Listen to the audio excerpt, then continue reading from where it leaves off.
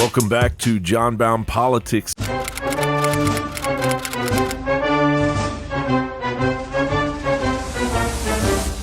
It's very difficult to trust anything ABC News broadcasts after a military gun demonstration from West Point, Kentucky was used to propagandize a Turkish attack against Kurds in Syria.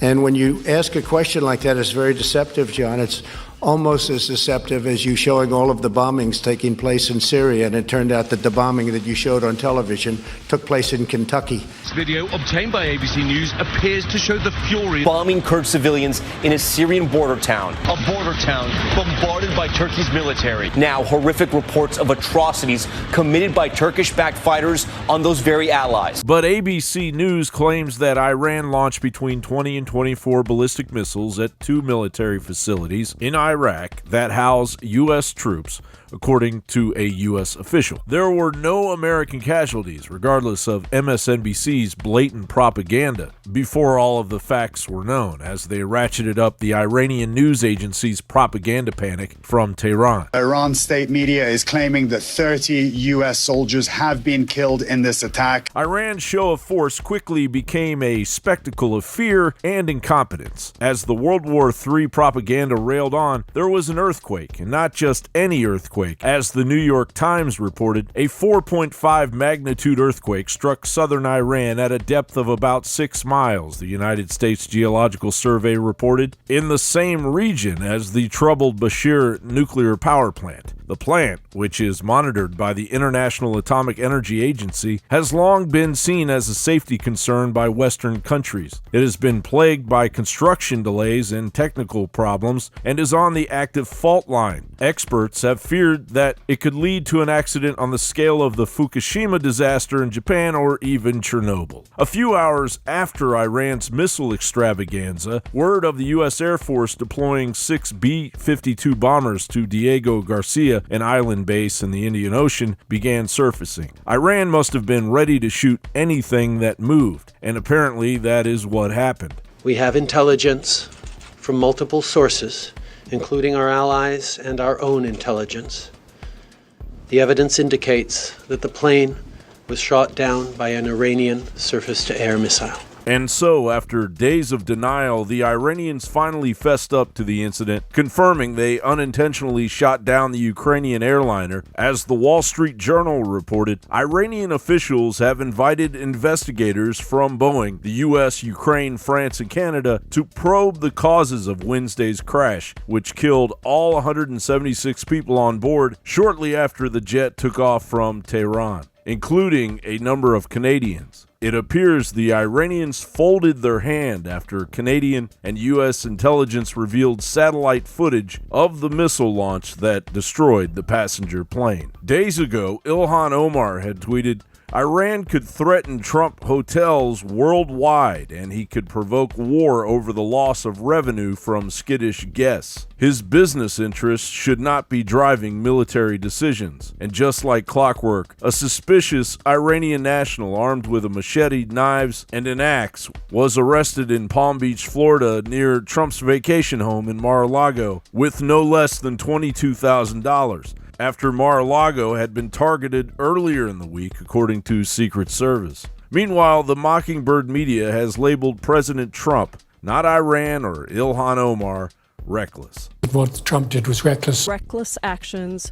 The president's reckless and irresponsible actions toward Iran. I think the only word for it is reckless. Reckless military action that could lead us to war. Reckless president without a plan. Reckless. At what point will Iranian propaganda hijack the American narrative? The administration said this strike was done based on an imminent threat, but this morning you said we didn't know precisely when and we didn't know precisely where. That's not the definition of imminent. It was very clear. Qasem Soleimani himself was plotting a broad, large-scale attack against American interests, and those attacks were imminent.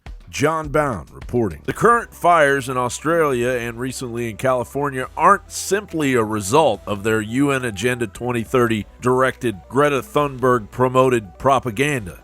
How dare you! In fact, a recent Guardian article argues that even though 24 people were charged with deliberately lighting bushfires, it is in fact global warming that is completely responsible. The Guardian writes, bot and troll accounts are involved in a disinformation campaign exaggerating the role of arson in Australia's bushfire disaster. Social media analysis suggests. This is further driven home in the article by the social media analysis of Dr. Timothy Graham from the Queensland University of Technology. Graham claims the conspiracy theories going around, including arson as the main cause of the fires, reflect an increased distrust in scientific expertise, skepticism of the media, and rejection of liberal democratic authority. The all-knowing champion of the liberal democratic authorities narrative, Snopes, writes that the claim that nearly 200 Australians were arrested in late 2019 and early 2020 for deliberately setting bushfires was false, because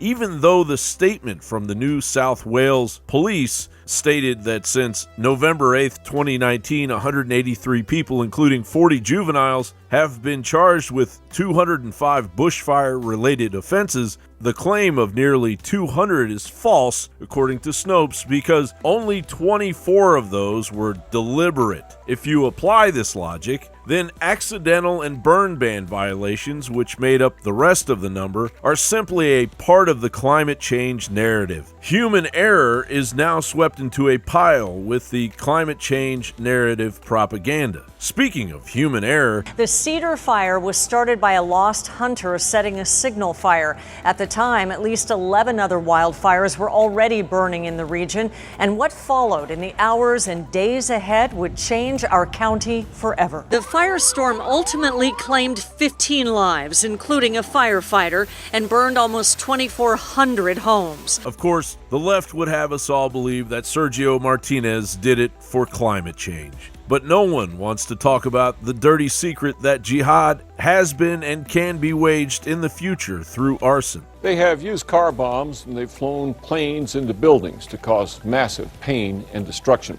Well, now Al-Qaeda is telling its followers that the American Southwest, that means New Mexico, is like one big pile of kindling, and that terrorists should burn it down. Major changes could be on the way when it comes to security here on the campus of St. Kate's in St. Paul. This all comes after a former student is accused of lighting several fires across campus, all in the name of jihad. And lo and behold, regarding the Australia bushfires, the Daily Telegraph reported Western Sydney teen Fadiz Raika, one of the two teens accused of lighting a grass fire at a Guildford park while bushfires ravaged New South Wales, laughed outside the court today after appearing on multiple charges. Breitbart reported that Karash Media, a media organization that supports the Islamic State, is encouraging ISIS followers to start wildfires in the U.S. and Europe as a new way of waging jihad.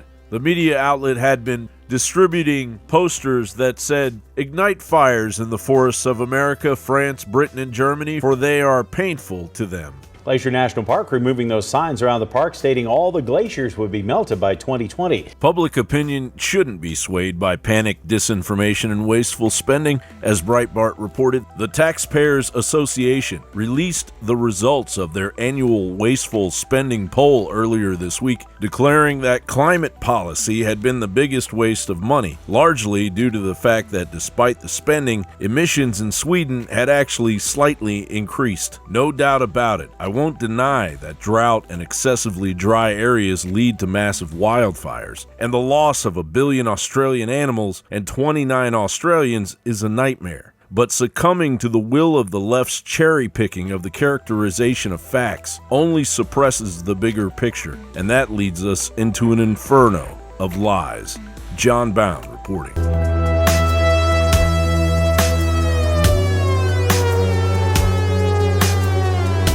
All eyes were on impeachment as the Democrats ripped the country apart just in time for the holiday season. Because no one is above the law, and he shall be held accountable. Let's give him a fair trial and hang him. Meanwhile, the second testimony of Justice Department Inspector General Michael Horowitz was largely overlooked. I would certainly encourage people to read the 19-page executive summary. Testifying in front of the Senate's Homeland Security Committee, Horowitz clarified that he hadn't reached the conclusion that the FBI's sloppy investigation of the 2016 Trump campaign, known as Crossfire Hurricane, wasn't born of political bias. Instead, Horowitz doubled down on all of the disturbing findings concerning the FBI's team and its managers. We're concerned that under applicable FBI and department policy, it would have been sufficient for a first-line FBI supervisor to authorize the sensitive domestic CHS operations undertaken in Crossfire Hurricane, and that there is no department or FBI policy requiring the FBI to notify department officials of a decision to task CHSs to record conversations with members of a political presidential campaign. We concluded that current department and FBI policies are not sufficient to ensure appropriate oversight and accountability of such operations. As we describe in our report, the FISA statute and department and FBI policies and procedures have established important safeguards to protect the FISA application process from irregularities and abuse. Among the most important are the requirements that every FISA application contain a full and accurate presentation of the facts, and that all factual statements are, quote, scrupulously accurate, close quote. We found that investigators failed to meet their basic obligation that the FISA applications be scrupulously accurate. We identified significant inaccuracies and omissions in each of the 4 applications, 7 in the first FISA application, and a total of 17 by the final renewal application. As a result of these significant inaccuracies and omissions, the FISA applications made it appear as though the evidence supporting probable cause was stronger than it actually was. In both these investigations, you found political bias. We found, through the text messages, evidence of people's political bias, correct. Why would all of these people 4 times over the space of half a year deliberately mislead a federal court? But that was precisely the concern we had, is what you lay out. There are so many errors, we couldn't reach a conclusion or make a determination on what motivated those failures, other than we did not credit what we lay out here with the explanations we got. Your conclusion that there was that political bias did not affect any part of the Page investigation, any part of Crossfire Hurricane? Is that what you concluded? We have been very careful in connection with the FISAs for the reasons you mentioned to not reach that conclusion, in part, as we've talked about earlier, the alteration of the email, the text messages associated with the individual who did that.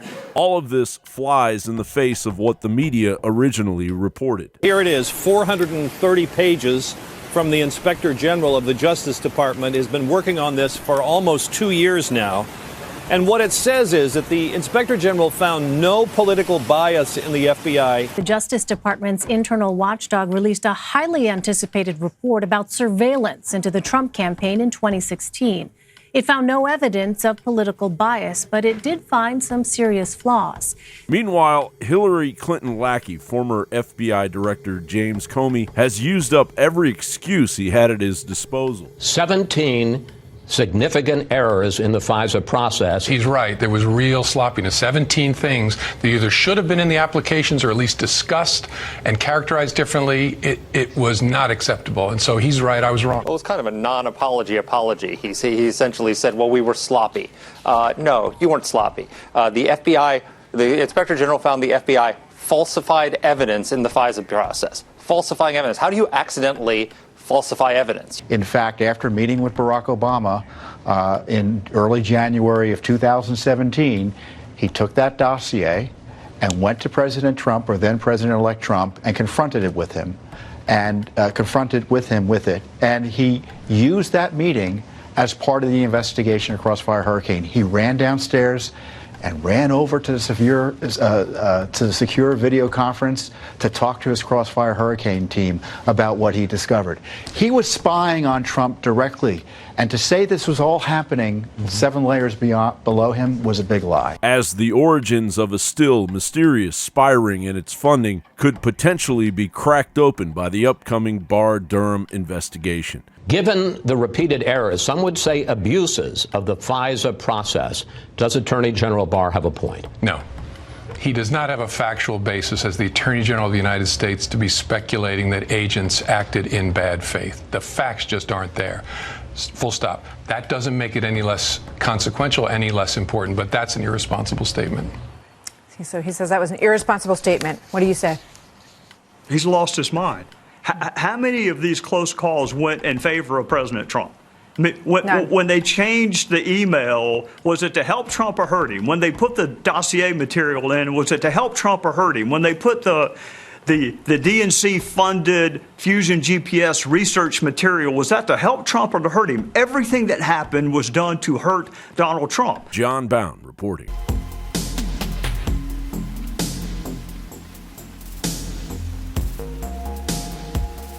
I was distraught right after the election, but I'm now actually invigorated by the challenge and our ability to succeed in this challenge. You take on the intelligence community, they have 6 ways from Sunday at getting back at you. The fools on the Hill actually introduced articles of impeachment.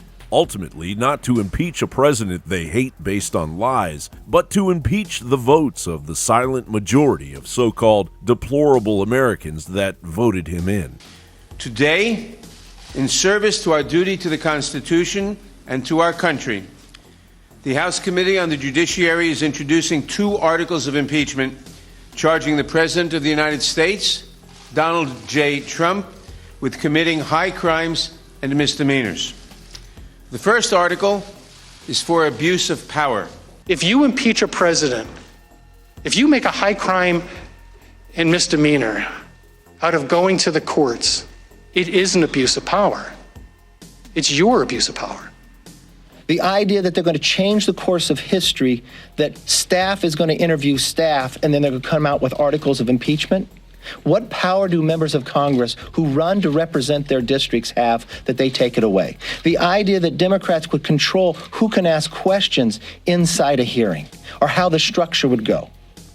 That's an embarrassment. But now those same Democrats face a real investigation laser-focused on their coup, as the hope of a nation hangs on the findings of Attorney General Barr and his bulldog investigator John Durham, fueled by Providence. I think the heart of the IG's report really focused on how the investigation was conducted once it got going, and that is especially the very serious abuses of FISA that occurred, much of which has been, in my view, not accurately reported by the press over the last day.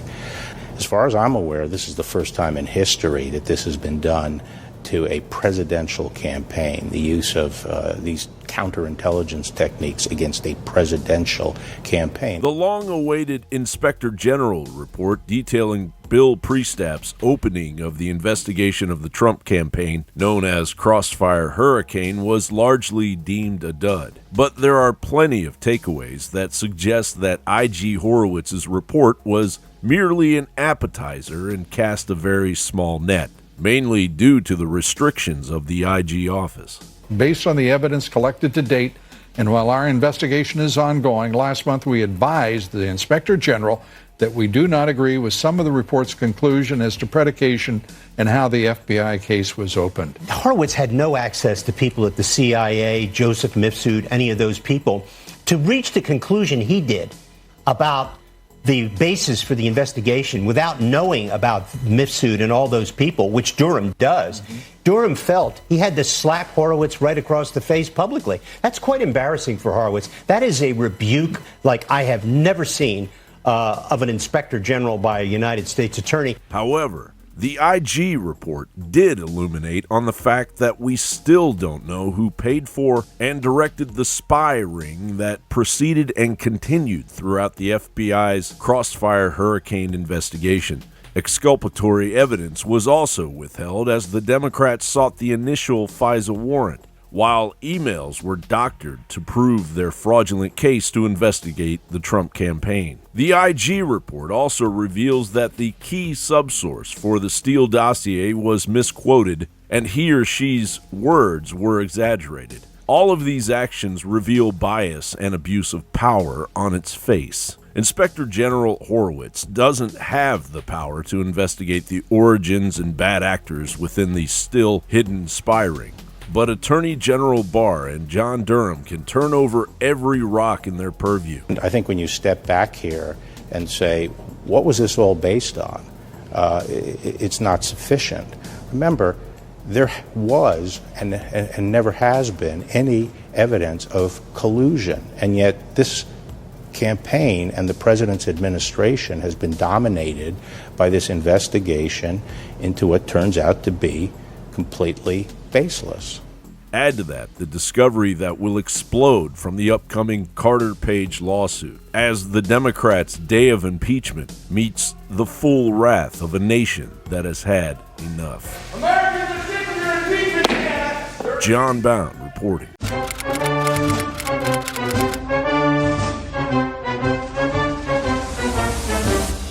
On the day the House Rules Committee set guidelines for the impeachment debate, Senate Minority Leader Chuck Schumer demanded Senate Majority Leader Mitch McConnell call witnesses. The question is, why should McConnell call witnesses? I will ask during the impeachment proceeding for a vote on whether Mulvaney should testify, and whether Bolton should testify, and whether Casey should testify, and whether Griffin should testify.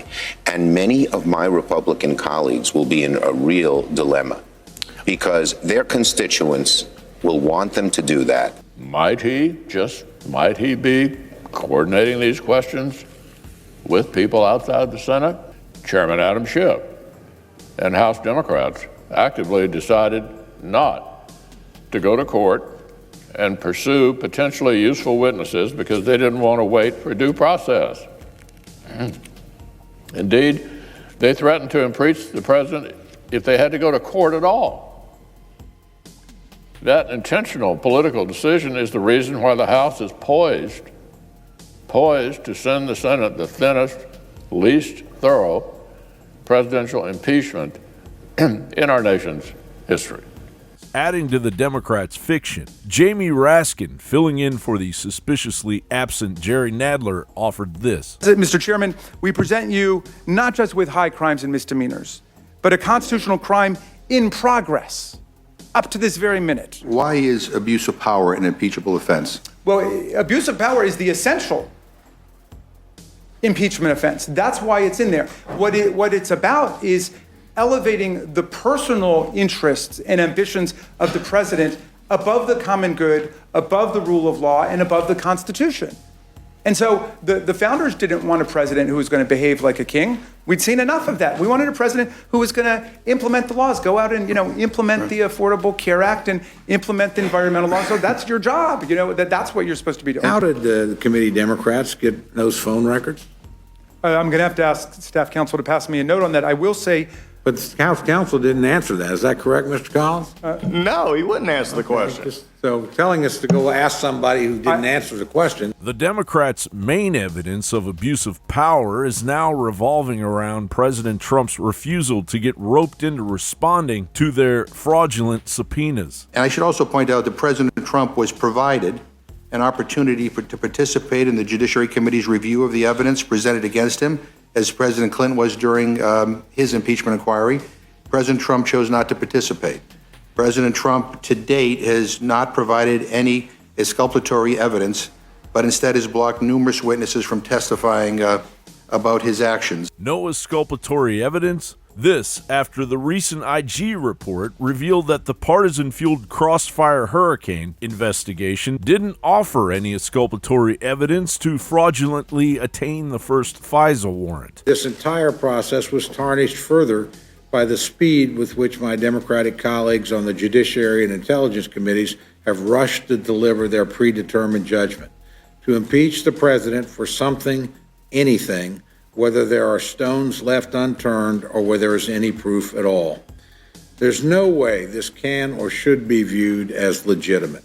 Certainly not by Republicans whose minority rights have been trampled on every step on the way, and certainly not by the American people observing this disastrous political show scene by scene. Ultimately, the Democrats, blinded by hubris and shallowness, engaging in a witch hunt that has burned out the country, are merely impeaching themselves. To continue this line of thought after the president of the Ukraine has came out and denied it and denied it and denied it and denied it, You're either calling him a pathological liar, a world leader, or you're calling him, he was actually called in our committee last week, a battered wife. He was actually called that, compared to a battered wife. How low have we sunk? John Bowne reporting.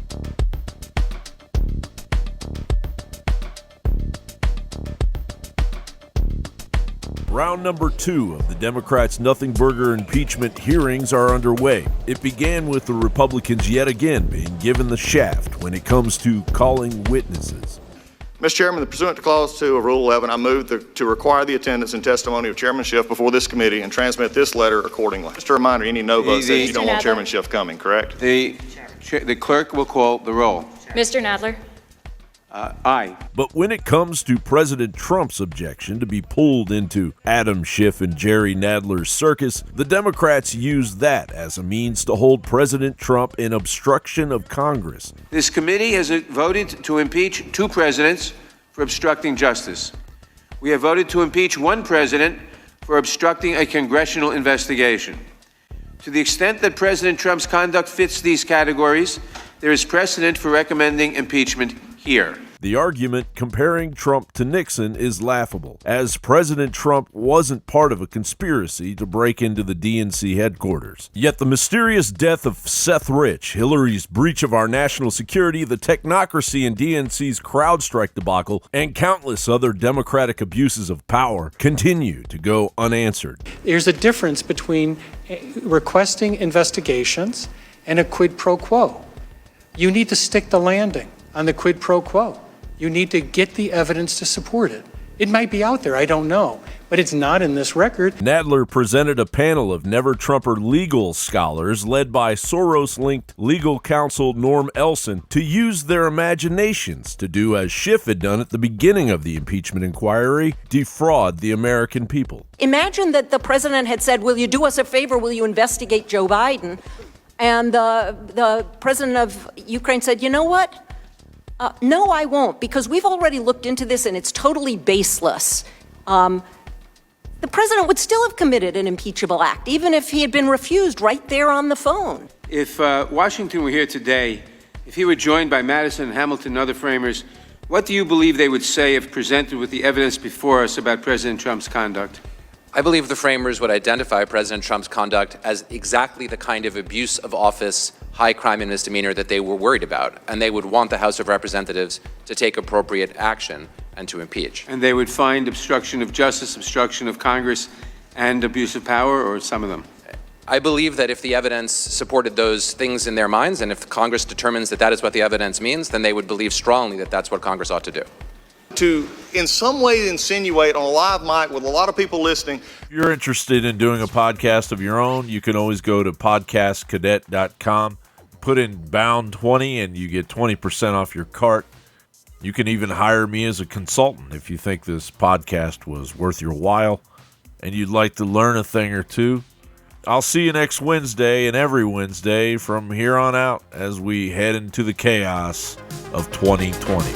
You can always find us at dailynewscollective.com, at blablahshow.com, on YouTube at JonBownePolitix, on gab.ai at JonBownePolitix, and Twitter at NewsBound.